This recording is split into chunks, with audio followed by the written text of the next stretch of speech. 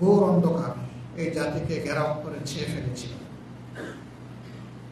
15.5 বছর একটা মাত্র, এবং তার সাথে আগের 2 বছরকেও যোগ করা যায়, তাহলে 17.5 বছর এই জাতির ঘাড়ে একটা দুর্বহ বোঝা চেপে বসেছে।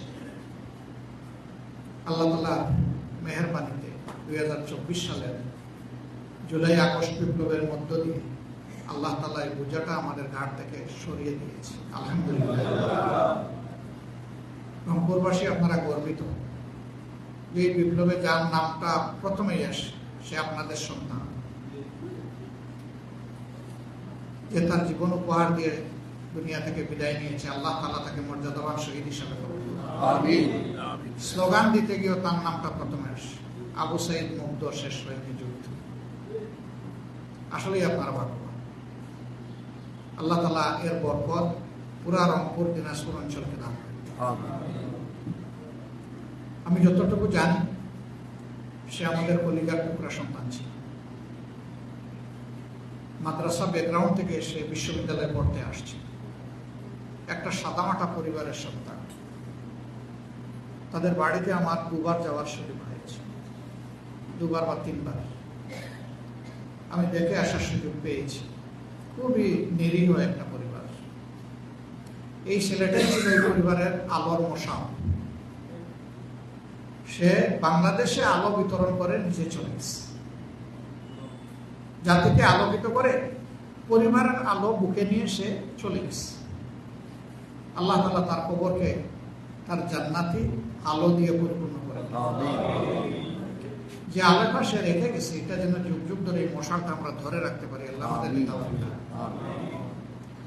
এই নির্বাচনে আমরা সবগুলো আসনে যে পরিমাণ টাকা ব্যয় করেছি, বাংলাদেশে এমন এমপিও নির্বাচিত হয়ে হয়তো সংসদে এসেছেন যে একা তার আসনে তিনি এর চাইতে বেশি টাকা খরচ করেছেন।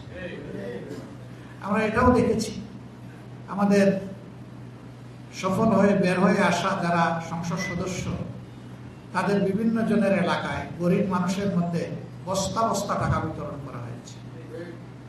কিন্তু দিন শেষে নির্বাচনের দিন দেখা গেছে যে না, এই মানুষগুলো ভুল করে না। ওই জায়গাগুলোতেও আমরা আলহামদুলিল্লাহ বিপুল ব্যবধানে আমরা পাশ করেছি। গরিব বলে কাউকে ভুল বুঝবেন না যে গরিব বুঝে খুব সস্তা মূল্যে তার ইমান বিক্রি করে। আমি যতটুকু বুঝি গরিবরা নয়, দূরতরা তাদের ইমান সস্তা মূল্যে বিক্রি করে। গরিবরা অত তাড়াতাড়ি বিক্রি করে না, বলে ভাই আসে কি আর যাবেই কি, আপনি কয়দিনের পুরাক দিবেন আমাদের, না 1000 2000 টাকা আমার হাতে তুলে দিবেন, 2-4 দিনের পরে তো শেষ, সারা বছর তো আপনি আমাকে দিবেন না, তাইলে আমি আমার ইমান কেন বিক্রি করব? কিন্তু ধুরন্ধর কিছু লোক যাদের পেটে ক্ষুধা নাই, যারা মানুষের সম্পদ এবং ইজ্জত দুইটাকে, ইমানকে লুটে পুটে খাইতে চায়, ওরা এই কাজ করে। ঠিকাদারি নেই, মানুষকে নিয়ে তারা যন্ত্রণা দেয়। এদের ব্যাপারে আমাদেরকে সতর্ক থাকতে হবে। ওই লোকগুলার আমাদের দরকার নেই। ওই ধুরন্ধর যারা নির্বাচন আসলে পাইকার সেজে মানুষকে ক্রয় করতে চায়, ওদেরকে আমাদের প্রয়োজন। আমাদের প্রয়োজন দেশপ্রেমিক মানুষগুলো, সে যে ধর্মের হোক, অসুবিধা নেই। আর একটা ধারণা ছড়ানো হয় যে মুসলমান ছাড়া অন্য ধর্মের লোকরা আমাদেরকে ভোট দিবে না। এর সামান্যতম কোনো চর্চা কেউ যেন না করে। ভোটকে দিছে না দিছে আপনি দেখছেন না, আমি দেখছি। ভোট তো দেওয়া হয়েছে গোপন বাক্সে। আপনি আস্থা রাখবেন যে সবাই আপনাকে ভোট দিয়েছে।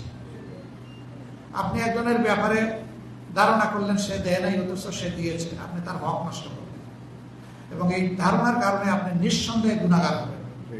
অর্থাৎ ওই লাইনেই যাবেন। এরপরের কথা হচ্ছে, একটা সংগঠন হিসাবে জনকল্যাণে আমরা যে সমস্ত কর্মসূচি আমরা হাতে নিই, এই কর্মসূচিতে কোনো তারতম্য করা যাবে না। আমরা বারবার বলছি, এখনো বলছি, কেউ যদি ধর্ম, বর্ণ, দলের কারণে কোনো হকদারকে বঞ্চিত করেন, কোনো গরিবকে বঞ্চিত করেন, পাওনাদারকে বঞ্চিত করেন, হাসরের দিন আপনার বোঝা নিয়ে আপনি দাঁড়াবেন। আল্লাহ আমাদেরকে জিজ্ঞেস করলে আমরা বলবো যে আমরা সতর্ক করেছি। তারা কেন এই ভুল করেছে, জবাব খেয়ে দেব, এ দায়িত্ব আমার না। আর আল্লাহ তাআলাও ওহেতুক কাউকে প্রশ্ন করবেন। আল্লাহ তো সব জানেন, আলিমুল গায়ব, আলিমুম বিযাতিস সুদূর, সে সব জানেন, কিন্তু প্রশ্ন করবেন।